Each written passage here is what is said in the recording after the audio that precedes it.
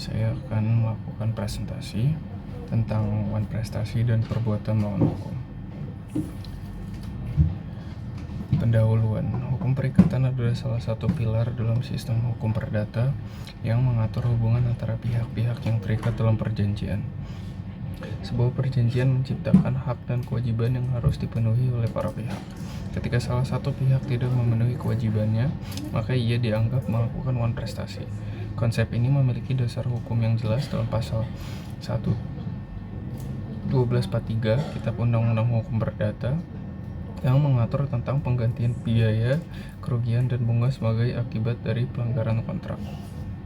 Pengertian one prestasi. One prestasi adalah pelanggaran terhadap perjanjian yang dilakukan oleh salah satu pihak yang terikat dalam sebuah kontrak. Dalam Kitab Undang-Undang Perdata, Pasal 1243, one prestasi didefinisikan sebagai kegagalan memenuhi kewajiban yang sudah diperjanjikan, baik secara keseluruhan maupun sebagian. Kegagalan ini dapat berupa tidak melaksanakan kewajiban tetapi tidak sesuai dengan yang disepakati, terlambat memenuhi kewajiban, atau melakukan sesuatu yang dilarang oleh perjanjian. Dasar hukum one prestasi memberikan perlindungan kepada pihak yang dirugikan dengan memberikan hak untuk menuntut pemenuhan kewajiban, pembatalan perjanjian, atau ganti rugi. Hak ini sangat penting untuk menjaga keseimbangan dalam hubungan kontraktual dan memberikan rasa keadilan kepada pihak yang dirugikan. Kasus one prestasi. Kasus Yusuf Mansur berawal dari gugatan yang diajukan oleh Eli Siti Rohimah pada 3 Oktober 2023 yang menyatakan bahwa Yusuf Mansur bersama beberapa pihak lainnya termasuk PT Adi Partner Perkasa dan Koperasi Syariah BMT Darussalam Madani telah melakukan one prestasi. Gugatan ini terkait dengan perjanjian investasi syariah yang tidak dijalankan sebagaimana mestinya. Putusan Pengadilan Negeri Bogor dengan nomor perkara 147 PDTG 2023 Pengadilan Negeri Bogor pada 18 September 2024 menyatakan bahwa Yusuf Mansur dan pihak terkait terbukti melakukan one prestasi.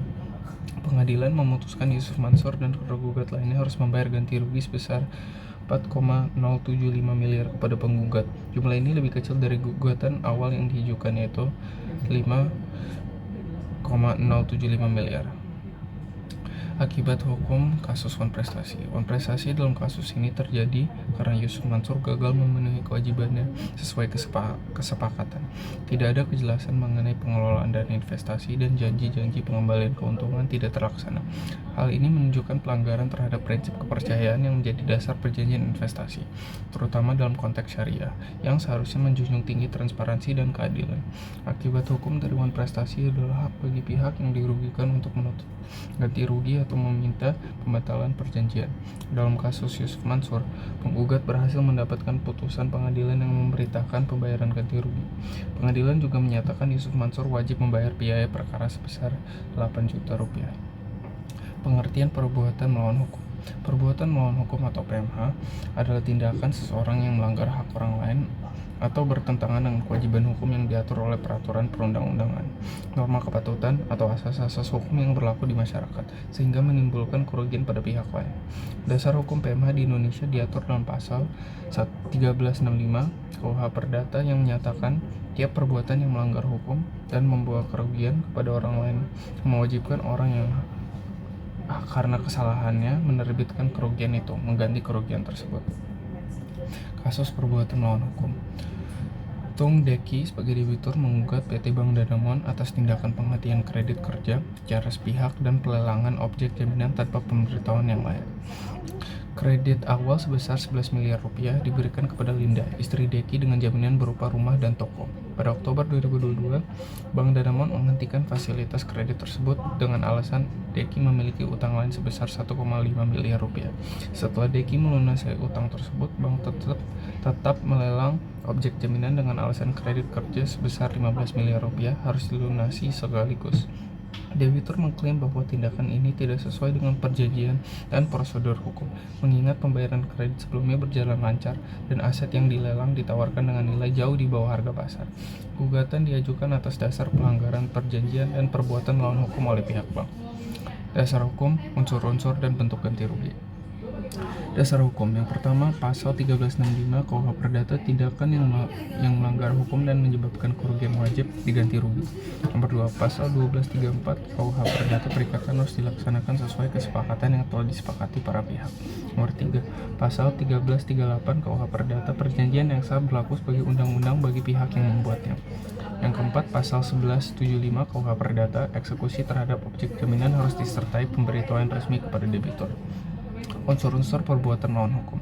Perbuatan: bank menghentikan kredit secara sepihak dan melelang objek jaminan tanpa pemberitahuan memadai. Nomor 2, melanggar hukum. Tindakan bank tidak sesuai dengan perjanjian kredit dan melanggar prinsip-prinsip kehati-hatian. Nomor 3, kerugian: kehilangan aset jaminan dengan nilai jauh di bawah pasar, kerugian finansial dan reputasi debitur. Yang keempat, hubungan kausal. Tindakan bank langsung menyebabkan kerugian pada debitur. 5, kesalahan: bank tidak memenuhi kewajiban sesuai perjanjian dan mengabaikan prinsip hukum yang berlaku. Bentuk ganti rugi: restitusi berupa pengembalian aset yang dilelang, pembayaran kompensasi finansial sesuai nilai kerugian, ganti rugi tambahan untuk kerugian imaterial. Kesimpulan: kasus Yusuf Mansur menjadi contoh nyata bagaimana uang prestasi dapat menimbulkan dampak hukum yang serius. Kegagalan memenuhi kewajiban kontrak tidak hanya merugikan pihak lain secara finansial, tetapi juga dapat merusak reputasi dan kepercayaan. Putusan Pengadilan Negeri Bogor menunjukkan pentingnya mematuhi perjanjian dan memberikan perlindungan hukum kepada pihak yang dirugikan. Selain itu, kasus Tong Deki versus Bank Danamon juga menegaskan pentingnya kejelasan dan pelaksanaan kewajiban kontraktual yang baik. Dalam kasus ini, uang prestasi oleh salah satu pihak menyebabkan kerugian yang signifikan, sehingga pengadilan memutuskan ganti rugi sebagai bentuk pertanggungjawaban hukum. Kasus ini menggarisbawahi bahwa setiap pihak dalam hubungan hukum wajib memenuhi perjanjian dengan itikat baik dan bertanggung jawab atas akibat dari kelalaiannya. Kedua kasus tersebut menunjukkan bahwa hukum perdata memberikan perlindungan bagi pihak yang dirugikan akibat uang prestasi, sekaligus menegaskan pentingnya kepatuhan pada perjanjian untuk menjaga kepercayaan dan stabilitas dalam hubungan hukum. Terima kasih.